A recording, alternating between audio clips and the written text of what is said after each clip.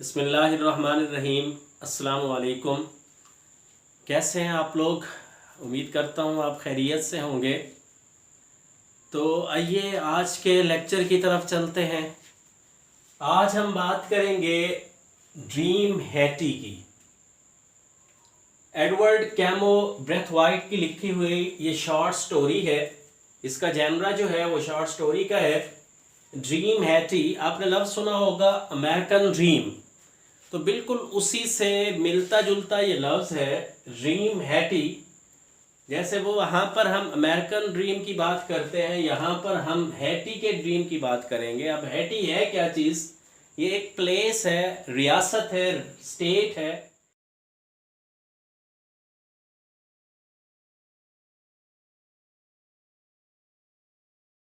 Haiti occupies the western one-third of the island of Hispaniola.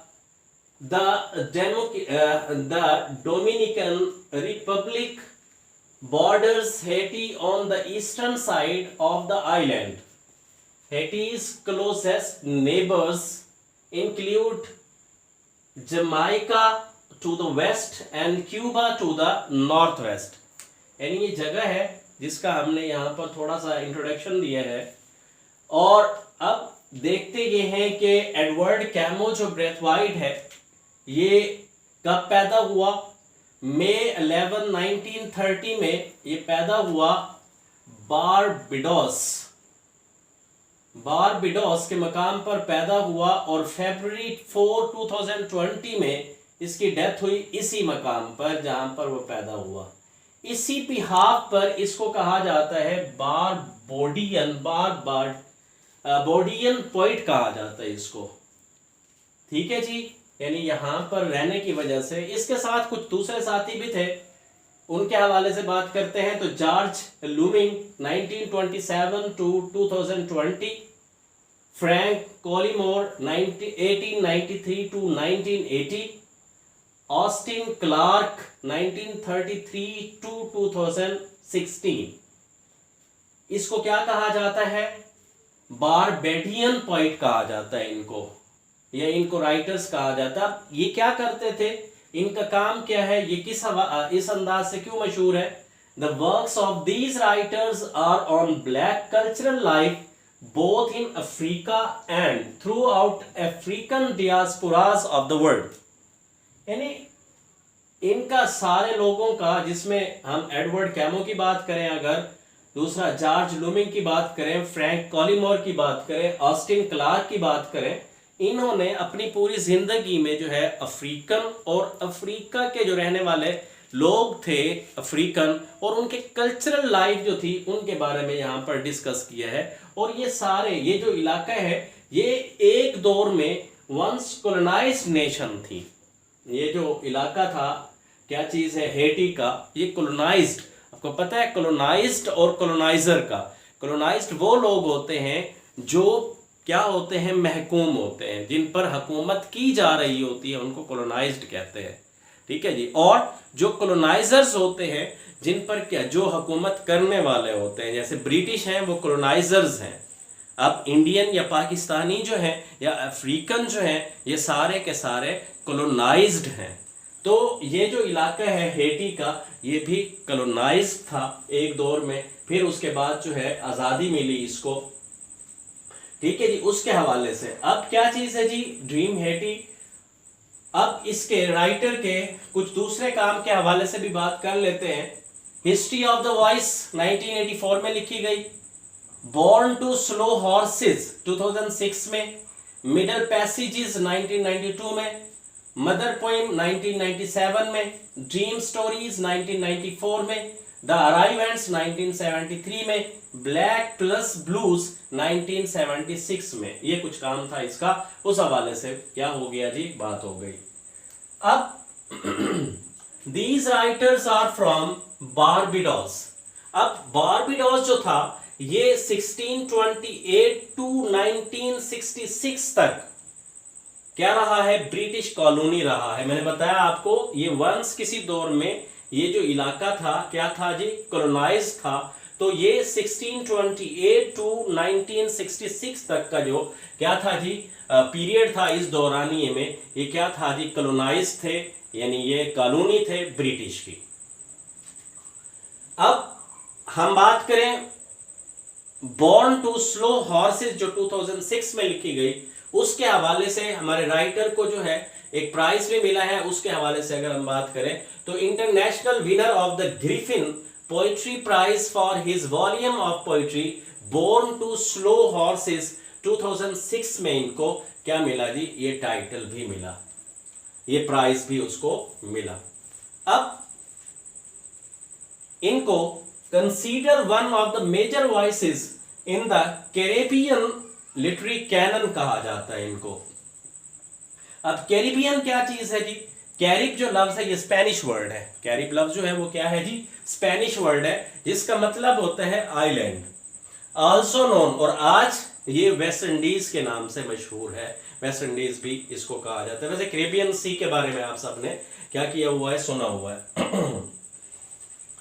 तो इस story के हवाले से और इस राइटर के हवाले से कि क्या इसकी थीम्स क्या है वो देखिए। इंपीरियलिज्म आपको मिलेगा इसमें, एक्सप्लॉयटेशन मिलेगा इसमें, ड्रीम अमेरिकन, नो जस्टिस, ये चीजें आपको इसमें क्या होंगी जी, मिलेंगी। अब आते हैं जरा इसकी शॉर्ट स्टोरी की तरफ आते हैं, ठीक है जी, शॉर्ट स्टोरी की समरी की तरफ आते हैं। तो क्या चीज है जी, देखते हैं इसमें कैरेक्टर्स के हवाले से अगर हम बात करें तो एक है कॉस्ट गॉड,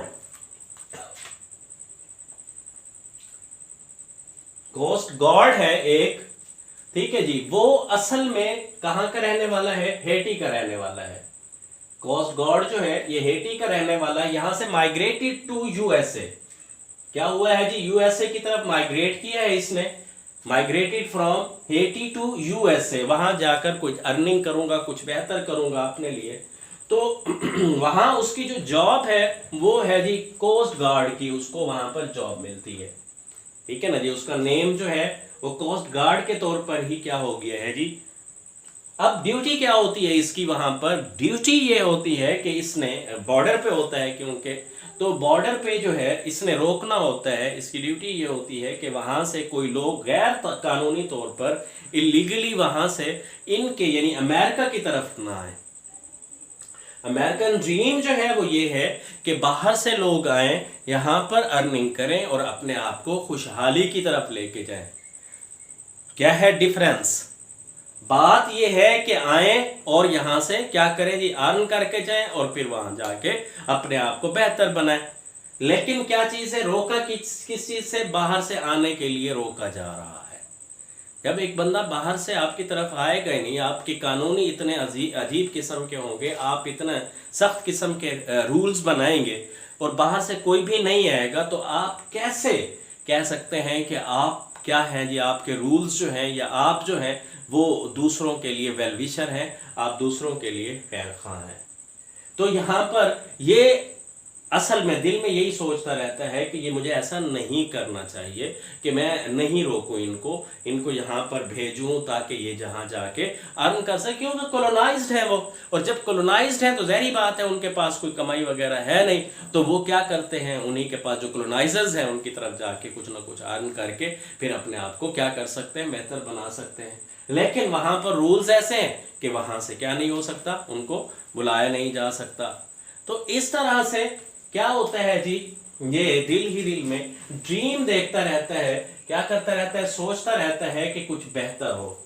अब इसमें एक और कैरेक्टर भी है, मैडम मार्गरेट यूजीनिया, मैडम मार्गरेट यूजीनिया का एक कैरेक्टर है जो इसके ड्रीम में आती है, और पॉलिटिशियन या पॉलिटिक जो है क्या नाम है फिगर है एक अच्छी, कि वो क्या करती है जी कि भाई वो इनकी जो स्ट्रगल है, इनकी जो कोशिश है, उसके हवाले से जो है ना क्या करें जी, कोशिश करें और अपने आप को आज़ाद करें।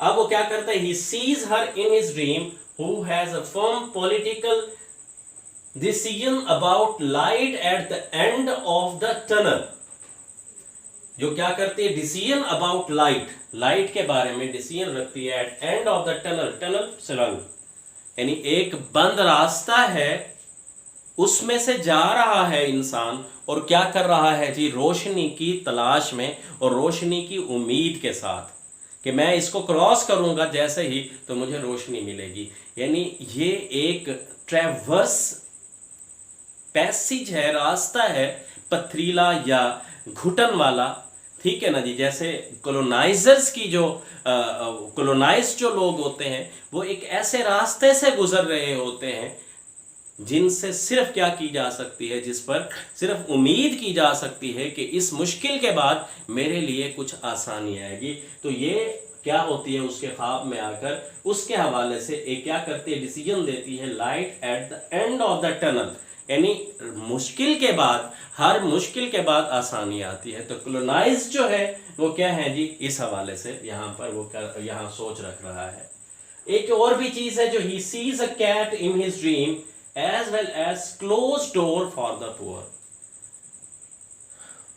कॉलोनाइजर्स जो है, पावर्स जो है, सुपर पावर्स जो है, वो अपनी जो डोर्स हैं उन लोगों के लिए, उन कंट्रीज के लिए बंद करते जा रहे हैं जो क्या हो रहे हैं, ग्रो करना चाहते हैं लेकिन उनके पास सोर्सेज नहीं है। ठीक है ना जी, सोर्सेस नहीं है वहां तक पहुंचने के लिए। तो ये जो वेल ऑफ कंट्रीज हैं इनको चाहिए कि वो इन जो ममालिक हैं, कॉलोनाइज्ड ममालिक हैं या जो पुअर ममालिक हैं, उनको क्या करें जी, अच्छे तरीके से उनको क्या करें जी, डील करें, और ताकि उनकी जो इकोनॉमी है वो ग्रूम करें, ताकि वो ग्रोथ की तरफ है और ताकि वो अच्छा क्या कर सकें, इम्पेक्ट कर सकें अपनी मईशत के हवाले से भी और अपने हवाले से। तो ये जो शॉर्ट स्टोरी है ये इस हवाले से भी है। अब यहाँ थोड़ी सी बात मियामी के हवाले से भी करता है, जो हमारा कोस्ट गार्ड है वो इसके हवाले से बात करता है कि Miami is the cultural state of USA. अगर हम बात करें, एक तरफ तो उसकी जो मियामी इलाका है या स्टेट है वो तो बड़ी कल्चरल किस्म की है, और एक तरफ हेटी है बेचारा, जहां पर इब्तदाई जो सहूलियात होती हैं, बेसिक नेसेसिटीज ऑफ लाइफ होती हैं, वो भी नहीं है उनके पास। ठीक है जी, Haiti is a smaller place than Miami. अब इसका जो नाम है मियामी का, वो द मैजिक सिटी भी इसको कहा जाता है। अब देखें तो क्या चीज है, the difference between dream and reality. Dream देखने चाहिए ताकि आप उस ड्रीम को रियलिटी की तरफ लाने के लिए जदोजहद कर सकें। सिर्फ ख्वाब देखने से क्या नहीं होती, आज़ादी नहीं मिलती, आपको काम आपका नहीं मिलता। कोशिश आपकी क्या होनी चाहिए, उस ड्रीम की तरफ होनी चाहिए, ताकि आपको क्या हो जाए जी, वो जो टनल है, वो जो एक तल्ख रास्ता है, उस तल्ख रास्ते के बाद आपके लिए एक रोशनी की किरण जो है वो आपका इंतज़ार करेगी अगर आप कोशिश करेंगे। तो ये इसी के साथ ही ये शॉर्ट स्टोरी जो है वो एंड अप हो जाती है। उम्मीद करता हूँ कि आपको ये छोटी बहुत बातें जो थी इस हवाले से तो वो समझ आ गई होंगी। अगली किसी वीडियो में फिर बात होगी, तब तक के लिए अल्लाह हाफिज़।